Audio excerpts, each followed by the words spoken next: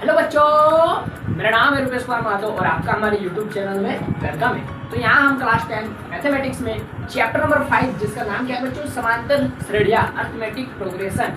ठीक है, समांतर श्रेणियाँ में हम लोग देखेंगे कि अगर आप इस चैप्टर को पहली बार सुन रहे हैं कि समांतर श्रेणियाँ क्या होता है, आपके मन में डाउट चल रहा है कि समांतर श्रेणी मतलब होता क्या है, तो आप बिल्कुल सही जगह पर आए। यहाँ पर हम लोग बिल्कुल जीरो लेवल से आज बात करेंगे कि समांतर श्रेणियाँ क्या होती है। आपके माइंड में एकदम इमेज बना देंगे ताकि आप कहीं भी सुने कि समांतर श्रेणी मतलब आपका दिमाग में फटाक से आ जाएगा, अच्छा ये होता है। तो देखिए यहाँ पर हम लोग पूरा डिफिनेशन के साथ पढ़ेंगे समांतर श्रेणियों को और एक एक एग्जाम्पल के साथ भी पढ़ेंगे, क्योंकि यहाँ पर हम लोग क्लास 10 मैथमेटिक्स का चैप्टर नंबर 5 पढ़ने वाले। तो यहाँ पर सबसे पहले आपको एक्सरसाइज को देखना पड़ता है। ठीक है, तो यहाँ पर हम लोग एक्सरसाइज को ना देखकर सबसे पहले समांतर श्रेणियों को समझेंगे, कुछ उसका डिफिनेशन को देखेंगे और कुछ उदाहरणों के द्वारा आज हम लोग इस चैप्टर को समझने का प्रयास करेंगे। फिर अगले दिन हम लोग क्या करेंगे, एक्सरसाइज में चलेंगे। ठीक है, तो आप वीडियो में कंटिन्यू बने रहिए।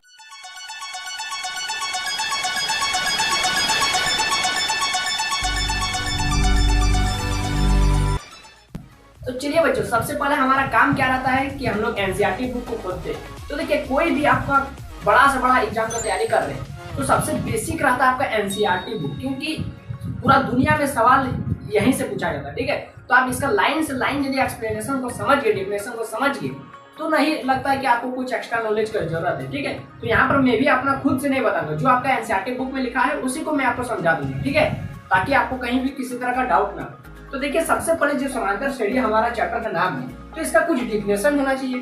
तो चलिए आपको यदि डिफिनेशन लिखने का मन है तो आप लिख सकते हैं। डिफिनेशन में हम लोग लिखेंगे, ठीक है, क्या लिखेंगे, तो चलिए समझते हैं ये आखिर परिभाषा लिखा क्या गया है। तो ये मैंने आपका एनसीईआरटी बुक से ही लिख दिया है। ठीक है, देखिए क्या लिखा है, कह रहा है कि परिभाषा समांतर श्रेणी का क्या परिभाषा होता है। परिभाषा इसका ये होता है कि ये एक ऐसी सूची होती है, ये एक ऐसी सूची होती है जिसमें प्रत्येक पद मतलब नंबर, पहले पद को छोड़कर, जिसमें पहले पद को हम लोग इंक्लूड नहीं करेंगे, अपने पद में एक निश्चित संख्या जोड़ने पर प्राप्त होती है, उसे ही समांतर श्रेणी कहते हैं। ठीक है, मतलब अगर आपको नहीं समझ में आए, देखिए एक उदाहरण लेते हैं, एग्जाम्पल। जैसे एक ऐसी सूची, तो एक सूची बनाते हैं जिसमें कुछ नंबर हो जाएगा, जिसमें मान तो 1 है ना, 3 है, 5 है, कॉमा देखिए 7 है, 9 है, 11 है, 13 है, 15 है। ठीक है, तो ये एक क्या हुआ, सूची। ठीक है, इस तरह से dot dot dot dot dot आते रहे। ठीक है, ये एक सूची है। तो देखिए ये एक सूची है, तो कह रहा है कि एक ऐसी सूची, तो एक सूची हम लोग ले ली जिसमें पहले पद, जिसमें प्रत्येक पद, पहले पद को छोड़कर पहले पद को हटा दी, एक को हटा दी। ठीक है, अपने पद में एक निश्चित संख्या जोड़ने पर, प्रत्येक पद में एक निश्चित संख्या जोड़ दीजिए। ठीक है, तो एक में देखिए, एक में क्या जोड़ेंगे, 2 जोड़ेंगे तो 3 हो जाएगा, 3 में क्या जोड़ेंगे, वही 2 को जोड़ेंगे तो फिर 5 होगा, इसको 2 को जोड़ेंगे तो 7 हो जाएगा, फिर 2 को जोड़ेंगे मतलब एक 2 क्या, यहाँ पर निश्चित संख्या क्या, 2, यहाँ पर निश्चित संख्या क्या है, 2, यानी प्रत्येक पद में एक निश्चित संख्या जोड़ने पर प्राप्त होती है, तो उसे ही हम लोग क्या बोलते हैं बच्चों, समांतर श्रेणी। ठीक है, समझ में आ गया समांतर श्रेणी क्या होता है, एक ऐसी सूची होती है। इस तरह हम लोग और भी एग्जांपल ले सकते हैं, क्या ले सकते हैं, जैसे हम लोग ले सकते हैं 11 ले सकते हैं, 14 ले सकते हैं, फिर यानी 3 जोड़, इसमें 3 जोड़ दिया, फिर इसमें 17 हो गया, फिर 3 जोड़ दिया, फिर 20 हो गया, इस तरह डॉट डॉट डॉट आते रहते। तो इस तरह का श्रेणी को हम लोग क्या बोलते हैं बच्चों, समांतर श्रेणी कहते हैं। ठीक है, समांतर श्रेणी जिसको हम लोग अंग्रेजी में क्या बोलते हैं, अर्थमेटिक प्रोग्रेशन कहते हैं। देखिए एक अर्थमेटिक प्रोग्रेशन क्रमागत रूप में आते रह रहा है। ठीक है, तो उसी को हम लोग समांतर श्रेणी बोलते हैं। ठीक है, तो समझ में आ गया, इसको नोट कर सकते हैं। देखिए बच्चों, अगर आपसे कोई कहे कि समांतर श्रेणी को आखिर आप पहचानेंगे कैसे, मतलब समांतर श्रेणी का कुछ रूप होता होगा, कुछ इसका व्यापक रूप होता होगा, इसका जनरल फॉर्म होता होगा। तो देखिए समांतर श्रेणी यानी एपी, अर्थमेटिक प्रोग्रेशन को हम लोग कुछ इस प्रकार से, अगर आप इस तरह से कहीं भी देख लीजिए, ठीक है, इस तरह से कहीं भी देख लीजिए, जैसे हो गया, क्या हो गया, जैसे A1 हो गया, क्या लिखिए, एपी का व्यापक रूप, एपी का रूप किस रूप में रहता है, एपी इस रूप में रहता है। देखिए कहीं भी अगर आप देख ले A1, A2, A3, A4 dot dot dot dot dot dot AN-1 AN। ठीक है बच्चों, इस तरह से अगर आप देख ले, ये पहला रूप है। ठीक है, इस तरह का यहाँ पर A1 क्या है, प्रथम पद, A2 क्या है, द्वितीय पद, A3 क्या है, तृतीय पद, AN क्या है, अंतिम पद। ठीक है, दूसरा तरीका कि एपी को हम लोग कैसे पहचानेंगे, एपी को पहचानने का दूसरा तरीका क्या है, दूसरा तरीका देखिए आपका एनसीईआरटी बुक में ही दिया हुआ है, मैं अपने से कुछ नहीं लिख रहा। देखिए A2 - A1 अगर कोई इस रूप में रहा, बराबर रहा 3 माइनस A2 बराबर रहा A4 माइनस A3 फिर बराबर रहा डॉट डॉट डॉट, फिर बराबर रहा AN माइनस 1।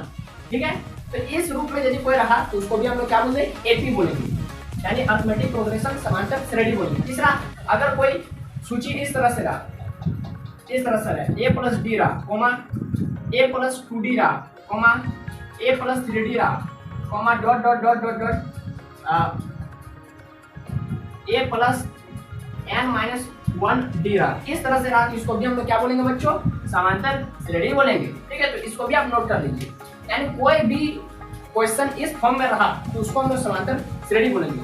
ठीक है, अब यहाँ पर एक सवाल पैदा होता है कि एपी का आखिर व्यापक रूप क्या है, इसका जनरल फॉर्म क्या है। तो एपी का जनरल फॉर्म आप बगल में कहीं साफ सुथरा पेज में लिख लीजिए कि समांतर श्रेणी या एपी का जनरल फॉर्म क्या लिखेंगे, एपी का जनरल फॉर्म, जनरल फॉर्म। देखिए एपी का जो जनरल फॉर्म होता है ना वो ये होता है A plus N minus 1D, जिसको हम लोग क्या बोलते हैं, AN का नाम से जानते हैं। ठीक है, यानी AN यानी यहाँ पर क्या AN अंतिम पद है, यानी इसका यही वाला जनरल फॉर्म होता है कि उसका अंतिम पद को ही हम लोग जनरल फॉर्म बोलते हैं। अंतिम पद का फॉर्मूला होता है A plus N minus 1D। यहाँ पर A क्या है, प्रथम पद, ये वाला देखिए A1। यहाँ पर N क्या है, टोटल कितना पद है, देखिए टोटल N पद है, तो टोटल मान लेते हैं 10 गो पद रहा, 20 गो पद रहा, इस तरह से A1 A2 A3 है ना, माइनस D क्या, देखिए यहाँ पर D आपके लिए नया शब्द आया, D क्या है, तो D को बोलते हैं हम लोग सार व अंतर। जो एक निश्चित संख्या जोड़ते थे हम लोग, जिस तरह से देखिए हम लोग अभी क्या बात किए, हम लोग बात किए थे 1 बात किए थे 3 5 7, तो ये इसमें क्या हम लोग जोड़े, 2 जोड़े, इसमें क्या जोड़े, 2 जोड़े, इसमें क्या जोड़े, 2 जोड़े। ठीक है, इस तरह से डॉट डॉट डॉट। तो यहाँ पर जो 2 है ना, 2, इसी को हम लोग D बोलते हैं, इसी को हम लोग D बोलते हैं। D का यहाँ पर पूरा नाम क्या है, कॉमन डिफरेंस, जिसको हिंदी में क्या बोलते हैं, सार व अंतर। यहाँ पर D क्या है, लिख लीजिए, यहाँ D क्या है बच्चों, यहाँ D है सार व अंतर।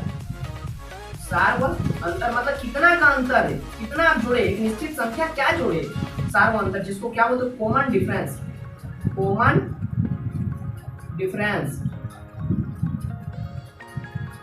ठीक है, तो इतना हम लोग एपी के बारे में जान लिए। एपी का 3 रूप होता है, A1 A2 A3 dot dot dot AN, तो चलते रहता है। दूसरा रूप होता है A2 माइनस A1, मतलब दूसरा पद से पहला को माइनस कीजिए, पीछे से एक को माइनस कीजिए, फिर पीछे से एक को माइनस कीजिए, फिर पीछे से एक को माइनस कीजिए, और बराबर का साइन करते रहिए।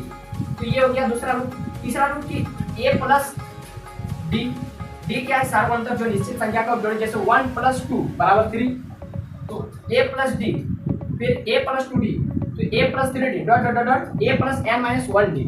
तो ये हो गया। और यही वाला देखिए, यही वाला अंतिम में जो है उसी को हम जनरल फॉर्म बोलते हैं, उसी को हम लोग क्या बोलते हैं, व्यापक रूप बोलते हैं। इसको हिंदी में क्या बोलते हैं, व्यापक रूप, व्यापक रूप बोलते हैं। ठीक है बच्चों, यहाँ पर D क्या है, सार व अंतर है, कॉमन डिफरेंस। तो इतना एपी का बेसिक कॉन्सेप्ट है, इतना अगर आप लेकर चल रहे अपने हाथ में तो किसी भी सवाल को आप सॉल्व कर सकते हैं एपी का। ठीक है, अभी ये बेसिक कॉन्सेप्ट है, चलिए इसको नोट कर लीजिए। अब देखिए बच्चों, अगर आपसे कोई इंसान या फिर कोई टीचर या फिर कोई स्टूडेंट आपसे पूछ दे कि बता एपी का टाइप कितना होता है, मतलब कितने प्रकार के एपी होते हैं, तो देखिए किसी को भी बताना है तो एपी को आप बताइएगा कि एपी जो है ना वो 2 प्रकार के होते हैं, समांतर श्रेणी 2 प्रकार के होते हैं। क्या क्या होते हैं, एपी का 2 टाइप है, एपी का 2 टाइप है। क्या है, परिमित एपी, परिमित समांतर श्रेणी, परिमित एपी। ठीक है, और दूसरा क्या, अपरिमित एपी, अपरिमित एपी। दूसरा क्या है, अपरिमित एपी। मतलब परिमित एपी और अपरिमित एपी आखिर हम लोग कैसे पहचानेंगे कि इसको ये अपरिमित एपी है, ये परिमित एपी है। तो इसको पहचानने के एकदम बिल्कुल सा छोटा सा ट्रिक क्या है, देखिए जैसे उदाहरण ले लेते हैं। ठीक है, आप कैसे पहचानेंगे, जैसे 1 है, 2 है, 3 है, 4 है, 5 है, डॉट डॉट डॉट डॉट चलते रहा, और लास्ट में बोलते हैं ये 10 तक जाएगा। ठीक है, तो इसको हम लोग गिन सकते हैं कि टोटल मेरा टर्म कितना है, टोटल पद कितना है, 10। 1 2 3 4 5 6 7 8 9 10, टोटल 10 पद है। तो इसको बोलते हैं परिमित एपी। परिमित का मतलब होता है फाइनाइट, इसको हिंदी में क्या, अंग्रेजी में क्या बोलते हैं, फाइनाइट एपी। फाइनाइट का मतलब जिसको आप गिन सकते हैं, काउंटेबल, जिसको आप अंग्रेजी में पढ़े थे कि काउंटेबल, नॉन काउंटेबल, जिसको गिन सकते हैं। ठीक है, तो इस तरह से परिमित का मतलब होता है फाइनाइट एपी। ठीक है, जिसको आप गिन सकते हैं। तो टोटल इसमें कितना टर्म, 10। यानी जिसमें डॉट डॉट के बाद 10 मतलब पीछे वाला लिखा रहेगा उसको हम लोग परिमित एपी बोलेंगे। अपरिमित एपी का क्या हो जाएगा उदाहरण कैसे हम पहचानेंगे, जैसे हो गया 1 हो गया, 2 हो गया, 3 हो गया, 4 हो गया, 5 हो गया, 6 हो गया, डॉट डॉट डॉट डॉट चलते हैं। हमको नहीं पता कि ये कहाँ तक जाएगा, मतलब गिन नहीं सकते। ये हो सकता है लाखों करोड़ों अरबों खरबों जितना तक जा सकता है, यानी डॉट डॉट डॉट चलते रह रहा है, तो उसको बोलते हैं अपरिमित एपी, जिसको हम लोग गिन नहीं सकते। ठीक है, क्लियर हो गया। एपी का दो टाइप, परिमित एपी जो डॉट डॉट के बाद जहां पर खत्म हो रहा है वो लिखा है, और अपरिमित एपी में डॉट डॉट डॉट चलते रहना है। ठीक है, उसको अपरिमित एपी बोलते हैं। तो इतना आपको समझ में आ गया।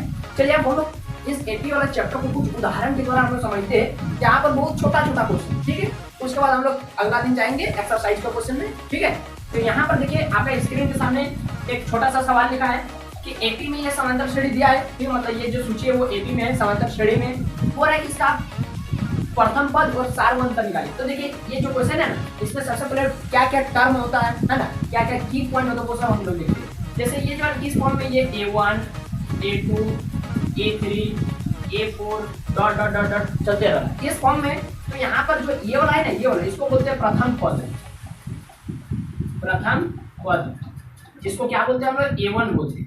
ठीक है, प्रथम पद को A1 बोलते हैं, 1 को नीचे मिलेगा। ठीक है, इसको क्या बोलते हैं द्वितीय पद बोलते हैं, तृतीय पद बोलते हैं, चतुर्थ पद बोलते हैं। इस तरह से चलते रहता है। ठीक है, कोई दिक्कत नहीं है।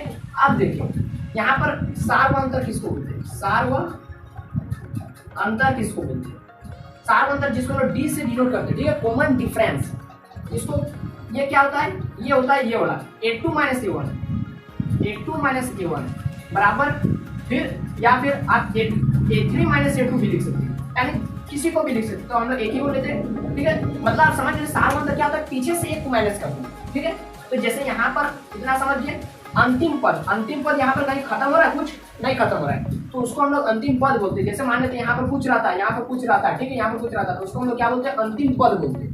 ठीक है, अंतिम पद बोलते हैं। लेकिन यहाँ पर कुछ नहीं है तो ठीक है, इसको छोड़ देते। ये समझ गए ना, अंतिम पद किसको बोलते हैं, जो लास्ट में लिखा रहेगा। ठीक है, ये हो गया प्रथम पद हो गया, सारवंतर हो गया, अंतिम पद हो गया।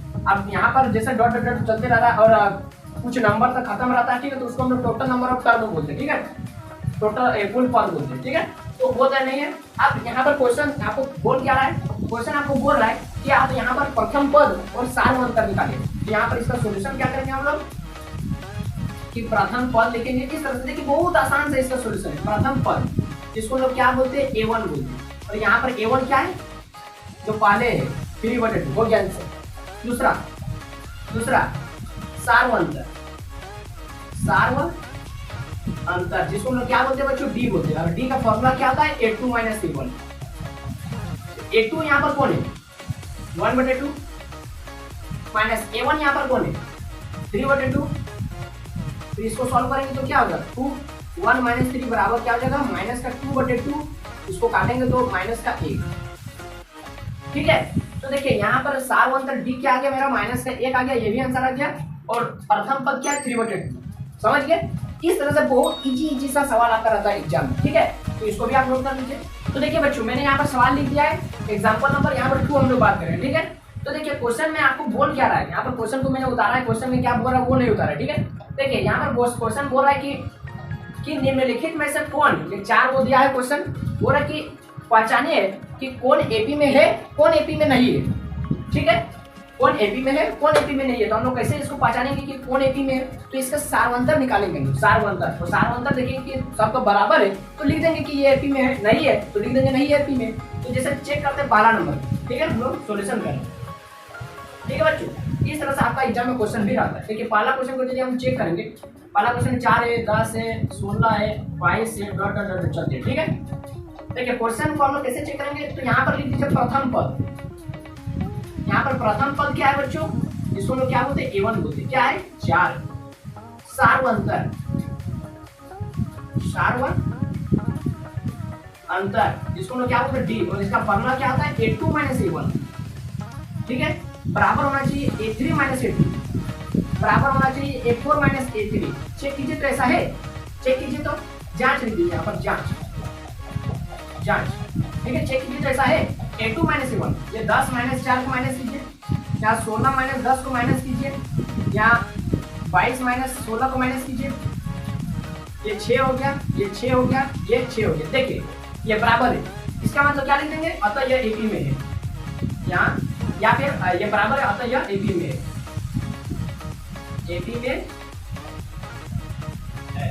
तो देखा हमने कैसा चेक किया, हम चेक किए कि अगर डी का वैल्यू सब जगह यदि 6 6 6 6 आ रहा है तो वो एपी में है। अब देखते हैं अगला क्वेश्चन, तो यदि है क्या नहीं, ये वाला समझ में आ गया ना। प्रथम पद मतलब जो पहले लिखा है वही प्रथम पद, यहाँ पर कोई आरोही क्रम अवरोही क्रम का टेंशन नहीं, ठीक है, इसलिए आप वो सब मत सोचिए, ठीक है। देखिए उसके बाद दूसरा नंबर चेक करते हैं, दूसरा नंबर चेक करते हैं। यहाँ पर प्रथम पद क्या है बच्चों, प्रथम पद बार बार नहीं लिखते, ठीक है, A1 लिख देते। A1 यहाँ पर क्या है 1, डी क्या है सार्वंतर, सार्वंतर का फॉर्मूला क्या मेरा होता है A2 माइनस A1 बराबर A3 माइनस A2 बराबर A4 माइनस A3, ठीक है, ये होता है मेरा फॉर्मूला। A2 क्या है -1, A1 क्या है 1, A3 क्या है -3, A2 क्या है -1, तो -1 यहाँ से हो जाएगा ये, ठीक है, ब्रैकेट में डाल दिए। A4 क्या -5, A3 क्या -3, तो इसको जोड़िए, -1 कितना -2, यहाँ पर इसको भी जोड़ दीजिए -3 और माइनस प्लस 1 -5 माइनस प्लस 3, इसको देखिए तो -2, ये -2 हो जा रहा है, ये -2 हो जा रहा है। देखिए तो देखिए यहाँ पर भी हम लोग देख रहे हैं कि यहाँ पर जो ये आ रहा है ना, बी आ रहा है ना, वो दोनों का तीनों का बराबर आ रहा है, मतलब -2 बराबर -3। अतः क्या लिखना, ये भी एपी में है, क्या लिखना, अतः या एपी में है। देखा किस तरह से हमने चेक किया। फिर तीसरा नंबर चेक करते हैं, यदि वो एपी में है क्या नहीं, चेक करते हैं, ये वाला तीसरा नंबर। तो A1 यहाँ पर प्रथम पद क्या है बच्चों -2, डी क्या है सार्वंतर A2 माइनस A1 बराबर A3 माइनस A2 बराबर A4 माइनस A3 होगा क्या नहीं, चेक करते।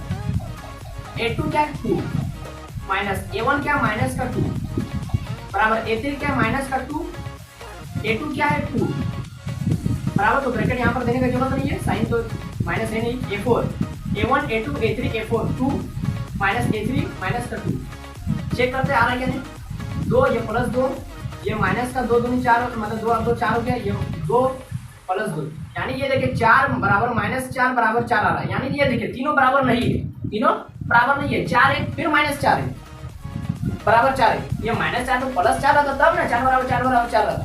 तो यहाँ पर देखिए ये एपी में नहीं है, क्या लिख देना है, यहाँ सार्वंतर समान नहीं है, यहाँ या फिर यहीं पर इस तरफ नॉट इक्वल का साइन दीजिए, ठीक है, अतः यह एपी में नहीं है, अतः यह एपी में नहीं है, खत्म।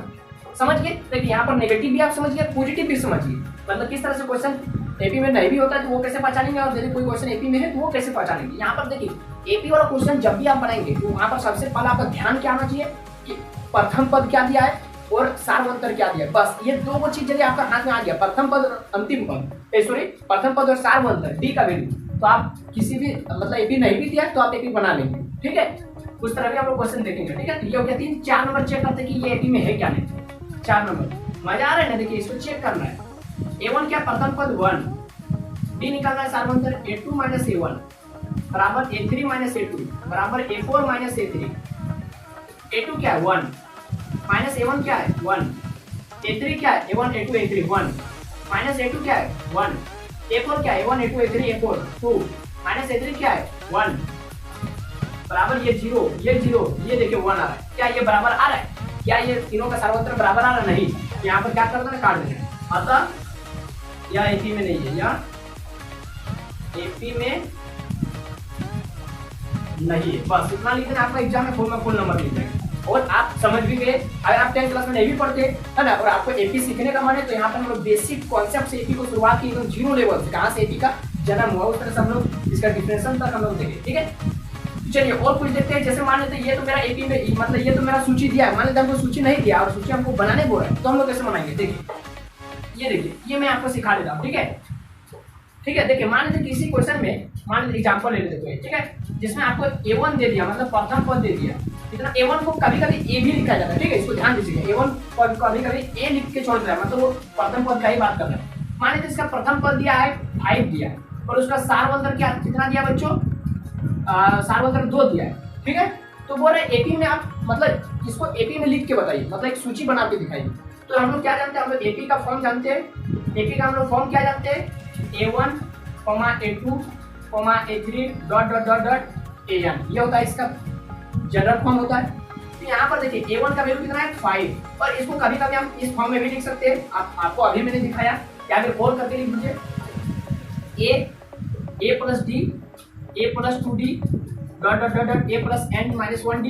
ये भी मैंने आपको अभी अभी सिखाया, ये भी मैंने आपको अभी अभी सिखाया, ठीक है। तो यहाँ पर A क्या है 5, A प्लस D, D का वैल्यू कितना है 2, फिर A 5 प्लस 2 गुना D, तो D का वैल्यू कितना है 2 डॉट डॉट डॉट डॉट यहाँ पर A, तो A क्या है मेरा बच्चों 5 प्लस n क्या यहाँ पर पता है हमको, नहीं पता है। तो यहाँ पर इसको अंतिम, तब ये किस प्रकार का एपी हो गया बच्चों, एपी का ये कौन सा टाइप हो गया, ये इनफाइनाइट एपी हो गया, मतलब ये अपरिमित एपी हो गया, ठीक है। तो यहाँ पर क्या हो गया, तब तक मेरा A 5 हो गया, 5 और 2 7 हो गया, ठीक है। फिर ये 5 और 2 ये 2 दूनी 4 हो गया, और फिर डॉट डॉट चलते रहे, यानी 5 1 7 हो गया, 5 4 9 हो गया, डॉट डॉट चलते रहे, ठीक है। तो इस तरह से देखिए 5 में 2 जोड़ दिया 7, 7 में 2 जोड़ दिया 9, 9 में 2 जोड़ देंगे 11, तो इस तरह से चलते रहेगा। तो ये हो गया मेरा एपी का फॉर्म हो गया, ठीक है। ये हो गया मेरा एपी का फॉर्म हो गया। इस तरह से आप एपी को लिख सकते, ठीक है, इस तरह से लिख सकते, ठीक है बच्चों। समझ गए किस तरह से एपी, मतलब अगर हमको केवल प्रथम पद और सार्वंतर दे देगा तो हम पूरा एपी बना के दिखा देंगे, ठीक है। तो इस तरह से आप समझ गए किस तरह से एपी बनाया जाता है। इसको और इसको ध्यान दीजिएगा, ठीक है, इसको और इसको दिमाग में छाप दीजिए, और एक और ठीक है, जिसमें A2 माइनस A1 वो वाला सार्वंतर मतलब एपी है क्या नहीं चेक करने का तरीका है। तो बस यहीं पर हम लोग आज का एकदम बेसिक कॉन्सेप्ट वाला वीडियो को खत्म करते, ज्यादा वीडियो को लॉन्ग नहीं करेंगे। फिर हम लोग एक्सरसाइज 5.1 को शुरू करेंगे। तो बेसिक कॉन्सेप्ट वाला वीडियो आपको कैसा लगा, आपको कमेंट बॉक्स में जरूर बताएं। वीडियो अच्छा लगा तो लाइक करें, और आप ये भी बताएं कि आप अभी कौन सी पढ़ाई कर रहे हैं। अगर 10th क्लास का है तो बहुत अच्छी बात है, या फिर आप किसी हायर क्लास का, या फिर आप उससे भी कम क्लास के हैं, ठीक है। तो आप कमेंट बॉक्स में जरूर बताइए, ताकि आपको एपी जल्दी सीखने का मन किया और आपको लगा कि हम कुछ सीख पाए। तो आप यदि वीडियो अच्छा लगा तो लाइक करिए, अपने दोस्तों में शेयर करना ना भूलें। और हमारे चैनल पर अगर पहली बार आए, आपको हमारे पढ़ाने का तरीका अच्छा लगा तो आप हमारे चैनल को सब्सक्राइब कर लें। तो बस अभी इतना ही, जय हिंद, वंदे मातरम।